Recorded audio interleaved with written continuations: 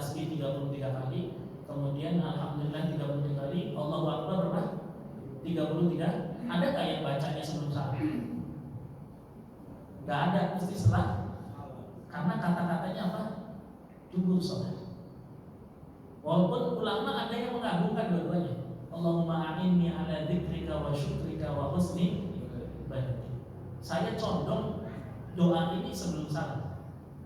Walaupun banyak juga ulama yang mengamalkannya setelah salam. Jadi kata-kata dubur sholat itu ihtimal dua kemungkinan. Imam qabla salam wa imam ba'da salam. Bisa jadi sebelum salam, bisa jadi setelah. Jadi kalau dilakukan antara dua itu maka bukan sesuatu yang salah. Ada juga ulama yang mengatakan Allahumma inni a'udzubika min adzabil qabri wa min adzabi jahannam wa min syarri fitnatil mahya wal mamat wa min syarri fitnatil. Ada yang dibaca setelah salam. Tapi kalau saya memahami contoh qabla salam. Nah, kalau yang kayak gitu qabla salam. Tapi ada yang memang apa? Ba'da salam, seperti subhanallah ya kali. Kemudian alhamdulillah juga kan. Makanya kalau bapak-bapak belajar hadis, belajar usulul fiqh, enak kita memahami sunnah-sunnah dari Nabi kita Nabi Muhammad SAW. Ada juga yang menjadi titik perbedaannya itu mentashih hadis. Ulama ini mengatakan ini hadisnya sahih. Ulama ini mengatakan ini hadisnya dhaif. Maka itu kita legowo. Kita harus bisa berlapang dada di dalam perbedaan masalah tersebut. Karena sebenarnya para hadirin, hadis itu memang ada yang shahihus sanad, ada yang shahihul matan. Kalau shahihus sanad, sanadnya sahih, bisa jadi jalur lain sanadnya dhaif. Karena yang menjadi permasalahan bukan matanya, tapi apa? Sanadnya. Kan ilmu hadis ada dua. Ada diroyah, ada riwayat. Kalau yang dhaif sanadnya itu bisa jadi riwayat lain sahih. Karena yang menjadi permasalahan perawi. Yang susah itu ketika matannya sudah dhaif, itu yang sulit. Matannya apa? Dhaif. Redaksi hadisnya kayaknya nggak masuk akal gitu. Nah, itu namanya matannya dhaif. Itu yang agak sulit. Tapi kalau misalkan hanya sanad itu maka ihtimal.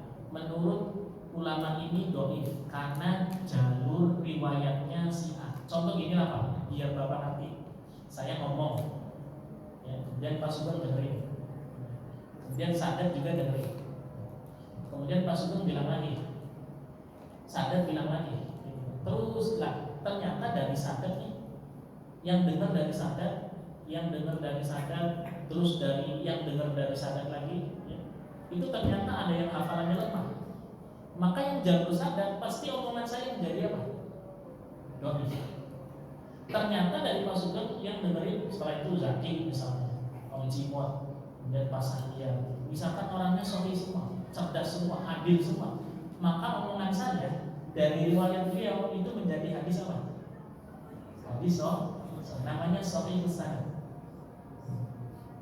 Maka pasti ulama jadi beda pendapat. Yang dapat riwayatnya dari Sadat kemudian menghukumi dhaif.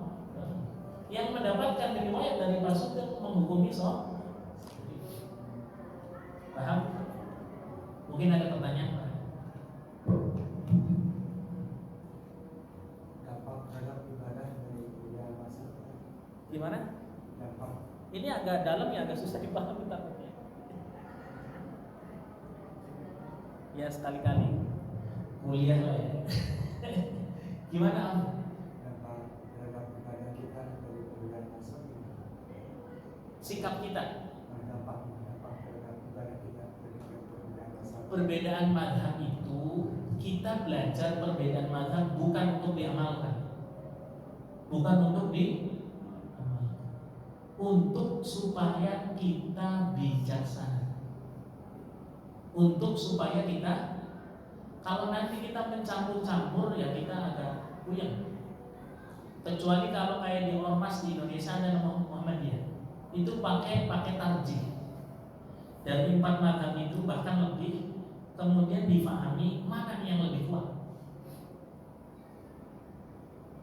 tapi kekurangannya satu.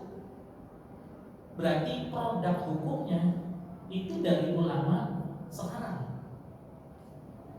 Produk hukumnya dari ulama sekarang. Dan ini nanti konsekuensinya tidak bisa dinisbatkan kepada ulama yang 4 tadi, kecuali dalam keadaan darurat, terpaksa. Itu di dalam qawaid fikih ad-daruratu tubihul mahdhur atau ad-daruratu tubihul mahdhur. Ini memang agak ini ya, tapi nggak apa-apa dijelasin. Jadi belajar mazhab itu bukan untuk diamalkan, tapi supaya kita bijaksana, tidak gampang menyalahkan orang. Adapun yang diamalkan sesuai keyakinan kita, keyakinannya mazhab Syafi'i, amalin Syafi'i. Udah aman Ustaz, udah aman. Kok bisa? Contohnya baca Quran. Bapak sekarang baca Quran pakai berapa mazhab? Pakai berapa? Ibu baca Quran pakai berapa mazhab? Jangan-jangan baru dengar nih mazhab baca Al-Quran. Mazhab membaca Al-Quran ada 7. Yang kita baca sekarang hanya 1 mazhab dari Imam Hafiz. Kalau kemudian kita dituntut baca Quran harus mengikuti semua mazhab yang 7, waduh, baca Fatihah aja setahun belajarnya.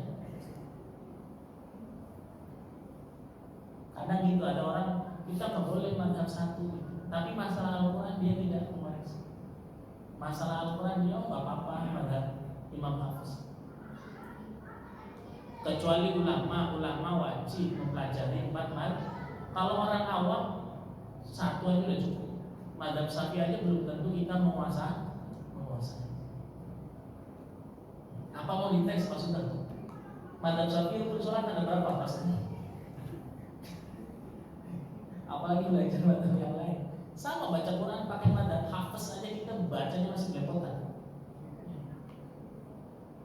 Apalagi misalkan pakai mazhab lain. Ar-Rahmanir Rahim, Maliki Yaumiddin pertama. Yang kedua, Ar-Rahmanir Rahim, Maliki Yaumiddin. Yang ketiga, Ar-Rahmanir Rahim, Maliki Yaumiddin. Yang keempat, Ar-Rahmanir Rahim, Maliki Yaumiddin. Fatihahnya banyak. Ihdinas siratal mustaqim. Pakai short boleh, pakai sin boleh. Ihdinas siratal mustaqim. Kemudian antara 2 huruf, Ihdinas siratal mustaqim.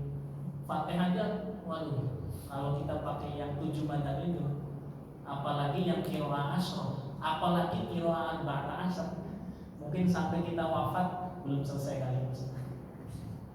Apalagi setarnya 20-50 tahun. Wallahu a'lam. Subhanallah wa bihamdika asyhadu